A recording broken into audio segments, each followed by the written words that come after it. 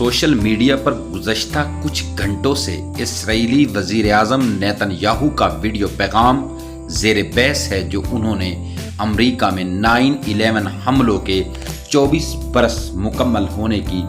مناسبت سے دیا، اور اسی کے تناظر میں انہوں نے قطر میں کیے گئے اسرائیلی حملے کا جواز پیش کیا۔ لگ بھگ 2 منٹ پر محیط اپنے اس بیان میں نیتن یاہو نے پاکستان اور اسامہ بن لادن کا حوالہ بھی دیا۔ نیتن یاہو نے قطر پر اسرائیلی حملے کا جواز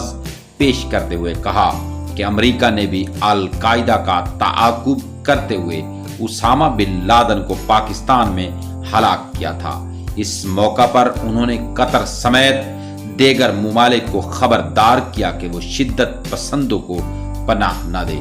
ورنہ اسرائیل بیرون ممالک میں ایسے حملے جاری رکھے گا۔ مزید ڈیلی نیوز اور اردو کالمز اور